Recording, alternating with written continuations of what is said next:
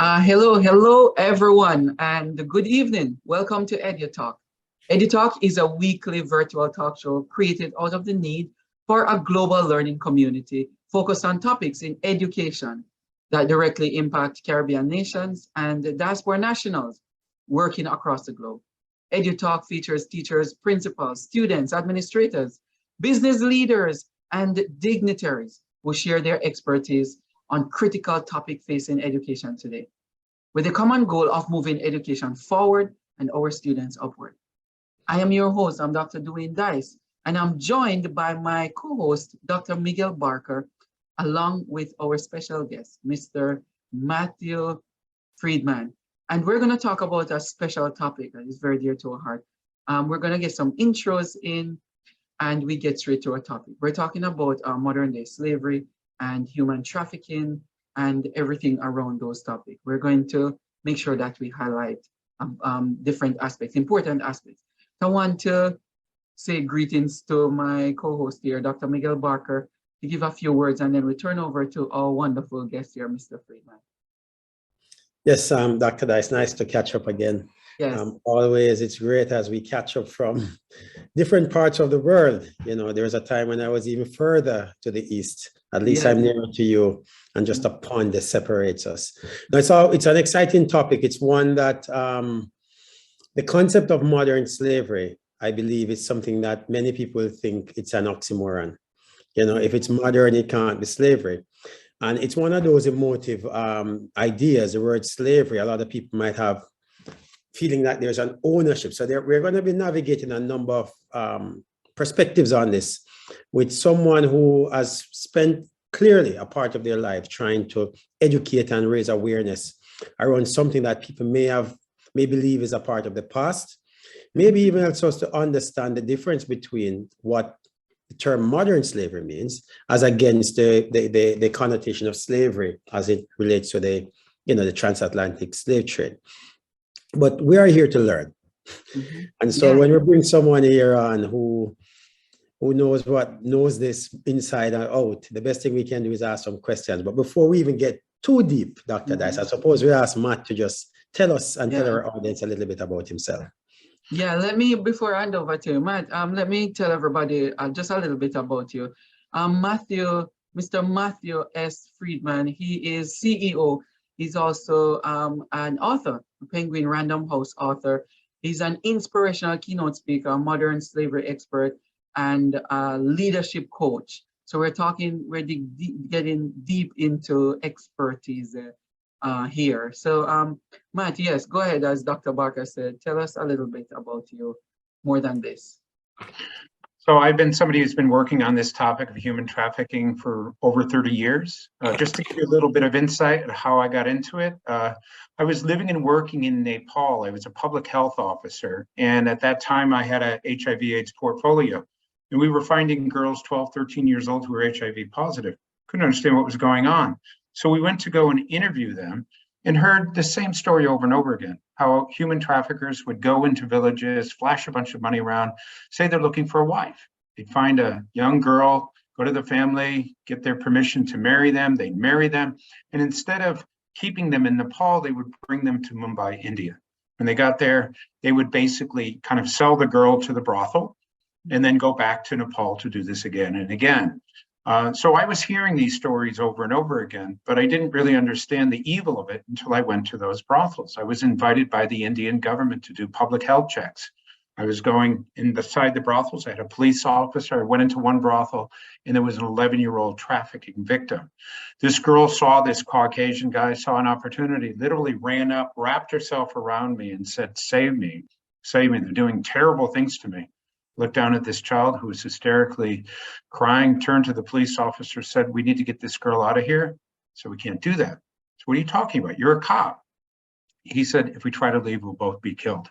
To make a long story short, we left. We came back with a lot more police, but of course she was gone. So I was seeing and feeling and experiencing all of these things over and over again. But this particular case just put me over the line. You know, I couldn't eat, I couldn't sleep. and did what a lot of other people do related to becoming an activist. I surrendered to the fact that now that I've been exposed to this, this is what I'm going to do with my life. And 30 years later, here I am talking to you. So I worked for the United Nations. I worked for the US government. I worked for NGOs. I worked for the World Bank. I worked for all those institutions. And now I run an organization that works with the private sector to address this issue. Oh, good, good. It's so good that you take the initiative, like you answer the call of your heart, basically. That's correct, yes. Yeah. So you have traveled, before we get into what the concept is, you have traveled worldwide. So can you tell us, you mentioned Nepal and like Malaysia and so on. Where else have you traveled across the globe? Just give us an idea of the countries. I've visited 70 countries and I've worked in about 40 of them. Many of, if not most of the Asian countries I've worked in Africa in different locations, Latin America, North America, Europe. So I happen to have been blessed with the opportunity to see lots of different locations. And as you probably know, the number of people in what we call modern slavery is extensive, about 50 million people divided among all those countries that I visited. So it's a huge problem. 25,000 people enter per day, or a new slave every 4 seconds. And so what we're talking about here is just something that is horrific. And if you get into the cases, you can't help but just feel like, wow, something needs to be done to address this. Mm-hmm. Right. Barker, remember you're muted. So let's open up with the idea of modern day slavery. What exactly is modern day slavery? Well, let me give you a couple of examples. Yeah. And that will help to put it into perspective. A 15-year-old boy from Cambodia is tricked onto going onto a fishing boat in Thailand. He's told that the boat will go out for a couple of months, he'll catch some fish, he'll come back, he'll get lots of money. The boat goes out, but it doesn't come back after 3 months, it stays out for 4 years. This poor kid will end up working 17, 18 hours a day, every day. If he doesn't, he gets beaten, he gets tortured. The only food he'll eat the entire time he's there is rice and fish, nothing nutritious. They give him strong stimulants to get him to work. If he gets ill, if he gets injured, they throw him off the side of the boat. At the end of the 4 years, the boat comes in, guy goes to the captain and says, give me something. Captain says, go away. You're illegally in my country. Guy says, I'm going to tell the police what you did. Captain says, go ahead. We own the police. That's an example of modern slavery. Another example, guy from Myanmar hears that there's work in Thailand. He goes down to Sumit Sakan, 4,500 seafood packing companies there. He knocks on one of the doors. Factory owner comes out and says, what do you need? I'm looking for a job. Okay, I'll give you a job. I'll pay you the equivalent of $50 US a month, but you can't leave the factory. This guy's never made more than $25. He's thrilled. He goes into the factory, works under these horrific conditions, but at least in the back of his mind, he's thinking, I can send money home. After a couple of months, he goes and asks to be paid. Factory owner says, well, you know, actually, I forgot to mention one thing. For you to live in my factory cost about $54 with food and everything else. I'm only paying you $50. You owe me money. You can't leave until you pay it back. So you have hundreds of people languishing in a situation where every single day they work, they get deeper and deeper in debt. And as a result of that, we call it modern slavery. What these characteristics have is a person getting into a situation where they're forced to work, they can't leave, there's debts or threats associated with them. It's much different from traditional slavery of what we were talking about 200 years ago, because that was legal at different times. Now this is illegal, and you don't need the shackles because the threats are enough basically to hold a person in place, either threats against themselves or threats against their family members or somebody else. So, Matt, you paint a very grim picture of, you know, the kind of things that are happening in the world. But the examples that you present, some of these examples seem to be so far away, and people might easily say, well, that's some backward country and these things happen. So what I wanted to ask you about is, in terms of when we move towards the West in that sense, tell me a little bit about whether this is you're traveling in Canada and so on. Tell me what's that like? Is that something that we would say is far removed from our world? It's estimated there's about 18,000 people in modern slavery in Canada. In the United States, it ranges somewhere between 400,000 to 700,000. These are United Nations statistics. What we're talking about is forced prostitution, agriculture work, domestic helpers, people who are under the radar in a country because they don't have a visa, and so they're able to be exploited. They work on construction sites. They basically do low-level type of work.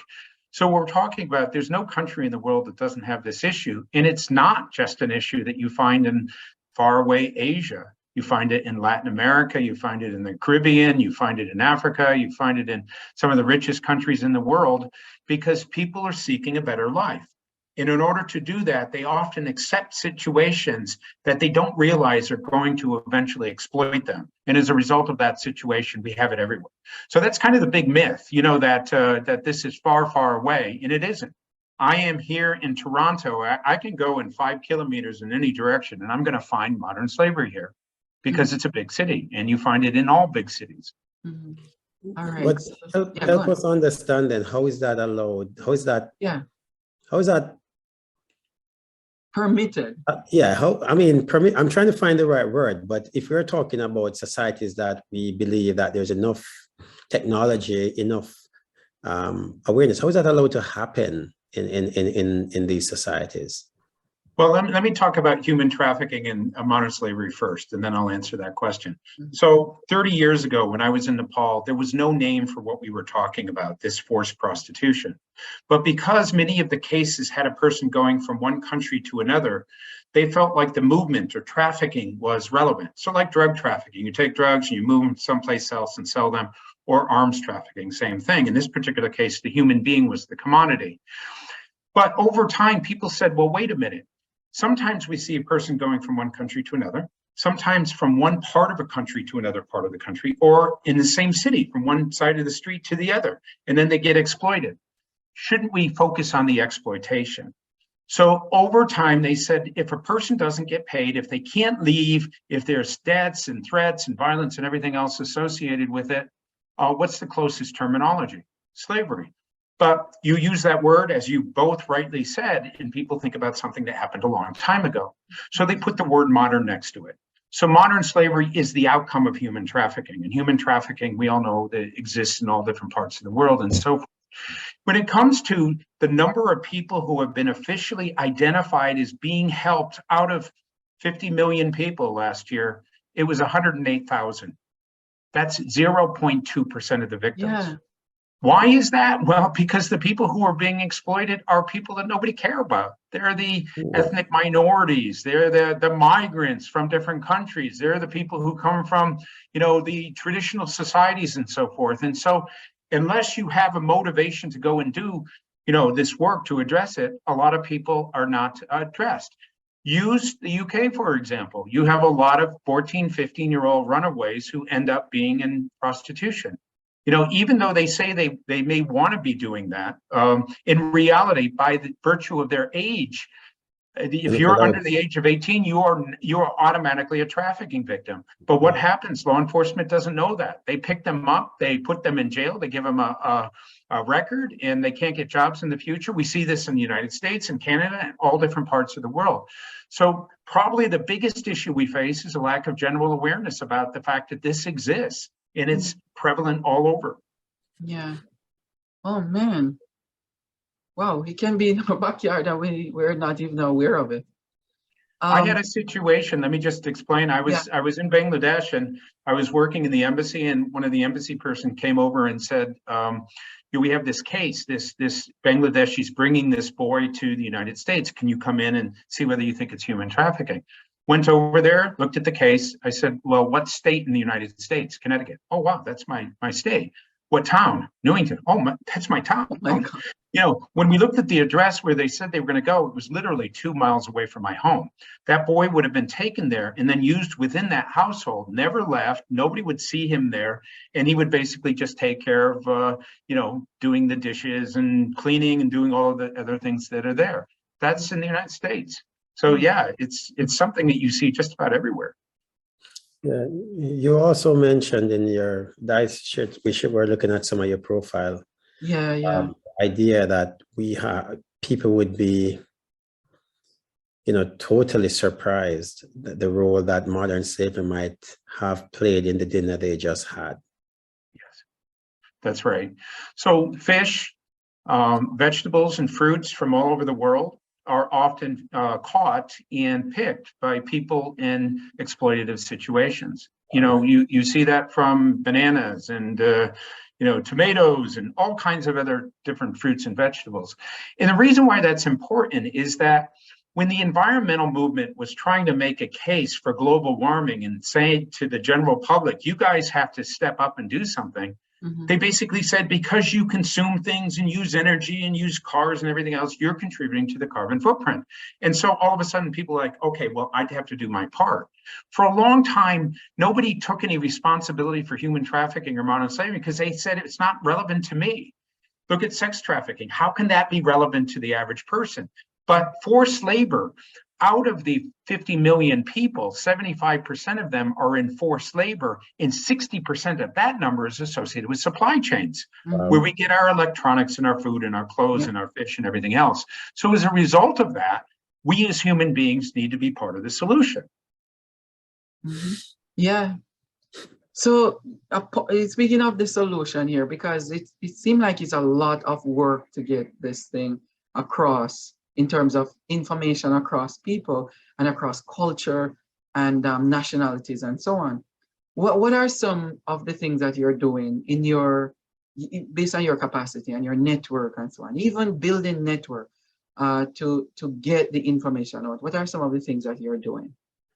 Well, I'll start with kind of what I do professionally. I have an NGO that's based in Hong Kong that works to basically kind of educate businesses, the banks, the manufacturers, the retailers, the hospitality sector on this issue of human trafficking, because it touches all of those businesses.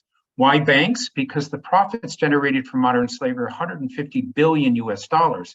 If any of that dirty money gets into a bank, the bank gets fined. There was a bank in Australia that was fined 1.3 billion Australian dollars because they allowed transactions to take place that were associated with human trafficking. Obviously, the retailers and the manufacturers have to be concerned about this because they get products that could be tainted by modern slavery. If they are associated with this topic, it could have a devastating impact on their naming, because of naming and shaming resulting in them losing business.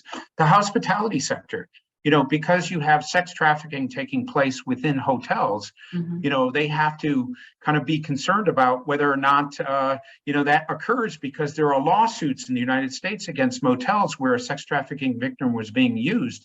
And they're winning those cases. That's $250,000 or $500,000 that goes off to somewhere, and the insurance companies don't want to pay for that. So we educate these companies. We bring them together as a community. We debate and discuss and identify what they think is needed to address this, and then we help them to put these things in place. So by working with the private sector, you're able to address supply chain modern slavery, forced labor, sex trafficking in a way that's different from traditional NGOs. On the awareness side, I'm on a 53-day presentation tour across Canada and the United States. I'm on day 13. I have 53 more days. My wife and I are doing this, and it's kind of a calling. We do this every once in a while to get in front of all different types of groups, faith-based groups, corporations, banks, manufacturers, teachers. Who supports this? Who sponsor this traveling and speaking? It's a combination of my support from my own money and donations that come from people who care about this particular topic. So, we have some of our church friends are helping us to support this. We have some individuals, some organizations, and we try to keep it under budget. A couple of days ago, I presented 4 times in a day to 2 major banks, and to a manufacturing group, and to a school. And so the idea is just to get in front of people, because if you don't know about an issue, you're not going to care. If you don't care, you're not going to do anything. And so that's why awareness raising is so important. Yeah, Dr. Barker, hold on. Let me finish up with this, because I don't want it to slip. Your NGO, what is it called? And tell us a little bit about it. It's called the Mekong Club. Yeah. And it's kind of a weird name. The Mekong River goes through Southeast Asia. Delta. Yeah, and club was, and the reason why we called it that is because many of the businesses we were working with said, don't put human trafficking or human rights in the name. It'll scare us away. People will say, why are you going to that organization? Do you have a problem? So the name means nothing. And that's why we called it that. We identify what it is with the organizations we're trying to work with. Mm-hmm. Yeah. And for those of us who are wondering, our viewers, we're gonna have the name and the link on our website so you can see it. You can access it and the resources that Matt actually provided quite a bit of resources and so on. So we'll share those too, so you can get in touch with him as well. Dr. Barker, you have a question? Yeah, this is comment. fascinating, really Yes. fascinating Yes. stuff. I think the idea that we are walking around and within minutes of something that many people would find totally abhorrent is really scary. Mm-hmm. But you describe an awareness campaign that may require that in some ways would create a conflict in the sense of there's a marriage of convenience that exists between the very people who put these goods on the table and turning a blind eye to how those goods are manufactured. So how do you get those people to revisit, their own consciences? I suppose that's where you may be going, because there's no question that as much as you raise these issues with people about, your supply chain, there's a bottom line that determines that supply chain. So tell me, how are you navigating those delicate, conversations? Well, we work with some of the largest branded companies in the world, the biggest banks, the biggest manufacturers, the biggest clothing organizations. The general public thinks that these companies are evil, that they would use slaves knowingly, but in reality, that's not the case. Exploitation is something that has a devastating impact on a business. If your name is associated with human trafficking or modern slavery, it could seriously hurt your business. And so they are motivated to do anything and everything they can to identify this. Now, part of what has happened over time is, up until a couple of years ago, most companies, they have a supply chain where the tier 1 is where they assemble something. Tier 2 is where the components are, and then the raw materials. Mm-hmm. So the running shoe would be in tier 1. The shoelaces, the rivets, the zippers, and everything else in tier 2. That's where other factories are. And tier 3 is the raw materials, the metal and the cotton and the wool and so forth. Companies have only been looking at tier 1 for 35 years. They've never looked down below that. But the latest legislation around the world says they have to go all the way down to the lowest level. It's deeper now. So what's happening is they're coming and saying, we don't know how to do that. So we work with them to help them to understand, how that works. And while we are based in Asia, we work with companies all over the world because their supply chains are all the same. So whether or not I do it in Asia or Latin America or the Caribbean, it doesn't make any difference. We work with companies to help them. The other thing is, do you guys work with ESG at all? Do you talk about that? Do you know what it is? No. It's really important that you learn about this. Okay, so ESG is the metric that is used by corporations to see if they are working constructively against the environment, which is Z, or the social side, which is human rights and everything, and G is governance. And so prior to COVID, it was a voluntary mechanism. You would pick your indicators and you would say, we're doing great things, and then investors would invest. But after COVID, people said, well, wait a minute, this is a great mechanism for determining whether or not companies are doing the right thing. Why don't we make everybody have ESG indicators? So what's eventually going to happen is there's going to be metrics that will be imposed upon companies to determine whether or not they're doing right by the environment, by human trafficking, modern slavery, the workers, the people who are within their system and so forth. And that will offer an opportunity for consumers to then make decisions on which companies they want to support. Mm-hmm. Yeah. So speaking of companies, you would you consider, like, Apple or Nike or Adidas or Reebok and so on, those companies that make their items in countries, third world countries or developing nations, and they pay these, even Starbucks getting their coffee from South America, right. Yes. And they're paying these people very little in terms of their income ratio in their own country. Is that considered a part of a tiny bit of modern day slavery? Well, actually, see, a lot of people ask that question. Yeah. If a person is in a factory and the minimum wage is something and they're getting paid less than minimum wage, isn't that a form of slavery? And the answer is, if the person can walk out of that business at any time and there's no restrictions or no, then it's not. It's exploitation. exploitation. Yeah, but it's not. We only count the people who are stuck because of indebtedness, because of threats, because of confinement. So there's a lot more people who are being exploited out there. Now, the topic that you're dealing with is living wage. And a lot of the bigger brands now recognize that they can't be kind of using people in foreign factories and not pay them a decent wage. What sometimes happens is these big companies pay the factory, but the factory doesn't pay the employees. They just pocket the money. So oftentimes, because you know what, it's no longer a world of profit, prestige, and growth for corporations. You have to add one more thing to that. Businesses have to demonstrate that they care. And if they don't, it's going to be a big problem for them in the future. There's a brand new kind of emphasis on the importance of, making sure that companies do right by the world that didn't exist, even 3 years ago, 5 years ago. It was there, but it's much more prominent post-COVID. Yeah. So now your tour, what are you hoping to achieve with your tour? It's kind of an opportunity for us to just get in front of as many people as possible to raise awareness.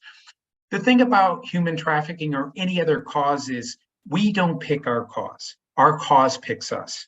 So I was exposed to all different types of issues in the world, but I kept coming back to human trafficking. There's something about my DNA, something about my personality that's drawn to this.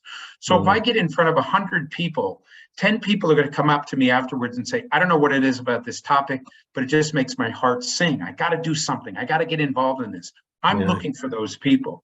If they're in government, if they're in business, if they're in faith-based groups, I don't really care. But once I find them, then I empower them. I give them the tools and the means and the information to, within their realm, within their network, within their partnerships, to affect change. So, I'm desperate after 30 years. If we are helping less than 1%, that breaks my heart. I feel like I have to step up my game. I can't stop myself from doing this. This is our vacation, and here I am, kind of doing all of this using, my own resources, and because I care, I really care about the fact that something has to be done. We need a critical mass of people to understand this. The fact that you guys didn't know this demonstrates what we see all over the world. Once you know about this, don't you feel compelled to want to do something? Yeah. To tell people to get. That's what we're looking for from this campaign. Yeah. The whole idea of it is to get it in schools, to make sure that people are teaching, because almost in every country has a huge population of students going to school every single day. And if we can get even teachers talking about this thing, built on it. I'm sorry to interrupt you. Out of the 175 presentations I did last year, about 40 of them were to schools. From primary, actually, I do fifth grade. I don't talk about sex trafficking, but actually fifth graders are the best people to test my material on, because they can't stop themselves from asking questions. They ask amazing questions. Mostly high schools and universities. I did a university talk yesterday. I presented to the Catholic Diocese school system, 450 students, because you're absolutely right. Not only do they need to know this because it's an important social issue, some of them could be actually groomed to be trafficked themselves. From those middle-class schools in developed countries, you have traffickers go after them. They groom people online, they get them into a compromising situation, and then they extort them into sex trafficking or something else. So we see that, for example, in China, a lot of young girls, 14, 15, 16, are tricked and deceived into things that take them away from their community, and then they're forced into prostitution. You describe an issue, though, that for me, I'm still trying to figure, apart from the awareness side, which you're raising, I'm trying to understand how we address the core of the issue, which is the supply of people to unscrupulous exploiters, people like that. And I'm sure that would be something that you guys are thinking about as well as you go about and raise awareness. You're also aware that there's a supply that allows this to happen in terms of the trafficking aspect of it, right? Yes. So, well, let me talk about that for a second. I'm yeah. sorry. Finish your thought if you No, had no, more. I just wanted, I really was interested to see what the thinking is on that side of it. So for 20 years, I was on the raid and rescue side of the equation, where I was working with organizations that would go in and do the brothel busting and, rescue the women and the girls who were in forced prostitution and so forth. But what often happens is, the girls get taken out. If it's an unsophisticated country that doesn't have rule of law, the bribes are given and that person goes free within a short period of time. If it's perhaps a more sophisticated country in terms of having rule of law and legal systems, that can stretch out for 3 years. Mm-hmm. And by the time the case finally gets to, the courts, oftentimes bribes or threats are used. And so there are a lot of criminals that recognize that crime does pay. Out of the 500,000 estimated criminals that are out there that do this, last year, something like 7,000 of them were arrested, and they're usually the low level ones. You never get the kingpins or the queenpins. Wow. And so they recognize they can get away with this. And that's a huge frustration for somebody like me, because we can see where the criminal activity is taking place. The other thing is law enforcement doesn't really like this topic. It's complicated. It's, you have a lot of evidence you have to collect, a lot of paperwork and so forth. A lot of law enforcement looks at prostitution as just an annoyance. We don't want to get involved in that. Let's just leave it alone. We'll do a raid now and then if they're really young. As a result of that situation, the legal response just isn't there. Wow. And you did mention that in many cases, the victims are people of minority people or maybe undocumented people. So there's no, your intention is to raise the public awareness to the point that they can care about people that are normally invisible in society. Yeah. Yeah. I'll tell a story that puts this into perspective. And so years ago when I was in Nepal, I desperately wanted to do something to address the issue of human trafficking. So I would go to the shelters and interview the girls. Went to one shelter, and it was a girl named Geeta. And every time I approached her, she said, no, I don't want to talk to you. But she sat and listened to everything that was being said. When I finished and I was leaving, Geeta comes running up and says, okay, I changed my mind. You can have my story. So she sat on one side of the table, the rest of us on the other side of the table. And over a 3-hour period, she told the worst story I'd ever heard of rape and torture and disease. And I honestly, I thought I had heard everything. This was way beyond anything I'd ever heard. I didn't know what to say. Finally, I turned to Geeta and I said, wow, Geeta, you must be so angry at those traffickers for the horrific things they did to you. She paused. And then she said, no, I'm angry at you and you and you. She pointed at us. She said, where were you? She said that every single day she prayed for somebody to come in and help her. Nobody came. Said she went to school till she was 12. She knew that everything was right out in the open. Nobody was doing anything. She said she wasn't angry at the traffickers. She said they're just bad people being bad people. She said she was angry at the good people, at society for allowing a 15-year-old girl to be commercially raped 7,000 times only to eventually get AIDS, and she was dying. So she pretty much called us all out. All those victims every day are out there saying, why is nobody helping me? Why is nothing happening here? Why are we in this situation? And it's because partly there's not enough people who know about it. And even the people who know about it, there's not enough political will to really address it. And so when you hear some of these stories, and I could tell you stories that would make both of you cry. They make me cry, because they're so devastating. The loss of a person's freedom and their life and their dignity and everything else. It's out there. It's in the world. You wrote, it's very sad. You wrote books about it too, and you're featured in several places, even on CNN and so on. Can you give us, like, for example, one of your books, I think the most recent one is Where Were You? A Profile of Modern Day Slavery. Another one is Storytelling, the Art of Inspirational Public Speaking, for your public speaking venture. Afghan Girl, I would love to know about that one, the Afghan Girl. Proximity and Time. It's a number of them in print. Can you give us an idea of one of them that, you know, it's gripping and it's your favorite, and maybe you share some of the content with people as you move along on your tours.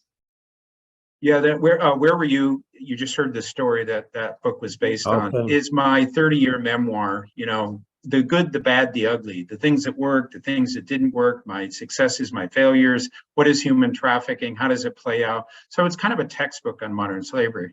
But because some people don't read those kind of books, I recently had another novel come out called Dancing in the Light of the Moon, which is a story about human trafficking in India that uses drama. So the stories are, I interviewed people for 10 years. I got various bits and pieces, and like a quilt, I just kind of put them all together to create characters that are fictional, but based on real experiences, because some people like that type of approach. You know, Afghan Girl was just a novel about a girl who grew up in Afghanistan, and she accepted her cultural norms, and then she had a head injury, and then she kind of had her mind altered, and she couldn't understand why she had to do things the way a woman does. And a girl, and she kind of went out and did some things and got really rowdy, and then all of a sudden got her memory back. And then the question was, what is she going to do with which life is she going to accept? And so it was just playing on that storyline. And it's because I was on an airplane and I had a woman come in and sit down in a burqa.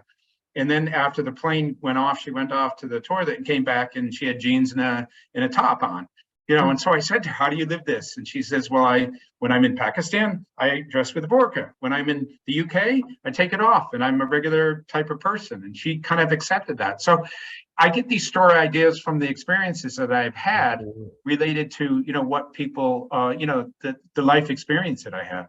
Yeah. No, I think it's great that you use your story to tell the stories as well, because sometimes that's allow us to, you know, put a face and put a kind of feeling to it that this is a real experience. But I know that there's a lot that you would have experienced firsthand, and I know that your tour is exhausting as well, and I know you're in the middle of the tour. I think we know that you're on the way. One of the things we see here is also that your wife is on the tour with you, or is she? Yes. Yeah, so tell us a little bit about what she does as well in this, you know. Well, she was a person who spent a lot of her time focusing on the issue of comfort women. So during World War II, you know, the Japanese government kind of forced women and girls into prostitution. It was a government instituted type of thing. And the government never really kind of apologized. And so for years, she focused on that. She also worked as a producer for TVB, which is kind of like the 60 Minutes of Asia. Yes. Oh. Yeah, and so she was the producer, and actually we met that way. You know, I was a human trafficking expert, and she was the producer. And you know, one day we were supposed to meet up and do an interview, and that day I got really sick, and I called her up and I said, "Can't do the interview today, but I have to do the American Chamber of Commerce talk. You can go and film there, but afterwards I'm going to leave." So she meets me there, and she hands me medicine. Oh, you know, I mean, like, God, you have to marry somebody after. She said she gave the medicine because she wanted the interview. But you know, that touched me, and we a long became interview friends. still a very long interview, isn't it? Well, yeah, we became friends, and then you know we just eventually fell in love, and the rest is history. But we do the tour together. So she and I often get on stage together, mostly with kind of the churches or the faith-based groups, sometimes in a public forum. I usually do the more corporate type of things, but she does that as well. Yeah. And, you know, to be able to travel with somebody who understands everything that I know. Of course, she's a lot smarter than me, and she's more articulate than me, a much better writer than me. You know, she makes me feel like I'm all of those things. But in reality, I'm saying this for the record that she's the one who's really the star, not necessarily me. But yeah, it's a pleasure to have her with me and to do this together. Yeah. That's nice. That's very nice. It's a partnership. Yeah. Matt, it has been a pleasure. Yeah, An amazing pleasure. Very good. Well, thank you for amazing questions. You guys are great. You kept it going, and it was very seamless, and I really appreciate that when I do these kind of interviews. Yes. But we're not gonna feel pleased unless you tell us, because you got the awards, so people might be wondering. It's all about the work alone, but you got the Gold Standard Award for Asia Communicator of the Year in 2017. What's the award like? Is it because of the number of events that you have done, or it's the impact in Asia? Yeah, I had presented to over 100,000 people, 1,100 presentations. But you know, when I present, I spend a lot of time telling stories, and that reaches people. But I'll say one more thing before we leave is 15 years ago, I had a terrible fear of public speaking. It happened because I was a third grader, and one of my teachers embarrassed me in front of the class and so forth. And so for years, you know, I did development work, but I would be terrified to do public speaking. But finally just woke up one day and said, I got to get over this. So every single opportunity I could to just public speak, I would take. And, you know, it was hard at first, but eventually just got to a point where I overcame it and then excelled, and then got to a point where I really enjoy it. I say this because no matter what fear you have in life, don't let that hold you back. You know, face it. If you're afraid of snakes, go touch a snake, you know, or a spider, or whatever it is that your fear is. Public speaking, a lot of people have that. And, you know, that really helped me to excel to the extent where they felt like I deserve that award. And I was very humbled and felt very proud that I was able to do that. Yeah, it was a great day. Yeah. Wow, thank you. Thank you so much, Matt. And Dr. Barker, thank you for being on as usual. Yeah. And thank our viewers. Viewers, thank you for watching. You can subscribe to our channel, to our YouTube channel, Education Solutions International TV. Also subscribe to our website, educationsolutionsinternational.org. And we have a lot of resources on there, as well as Matt here with his expertise. Yes, in modern slavery. And if you want to get in touch with Matt, how can people get in touch with you? We're going to put your link on our website as well. But share. So I can just include my email address. It's fine. Okay. All right. So check our website, educationsolutionsinternational.org, and you will have a feature there with Matt Friedman, and all his plethora of things, writing and speaking. And you can also invite him for leadership coaching as well. Thank you so much, Matt. It's been a pleasure. And we're going to catch up with you close to the end of the tour to find out how things are going. And we're going to keep in touch. That's amazing. I mean, when we meet people like you who dedicate their lives to helping others, you know, it's humbling. And so we're really, really honored that you even find the time to come and share that story and those stories, because in one sense, when we run these programs, we want to educate, but we leave today educated as well. So thank you very much for your time. Thank you very much. And Matt, say hi to your wife for us. We'll talk to her too one of these days. Yes. All right then. Okay. Take care, Matt. Bye-bye. All the best. All right. Bye, everybody. Thank you for watching. We'll see you again next week with another edition. This has been EduTALK. Talk to you soon. Bye, everybody. Bye-bye, Mike.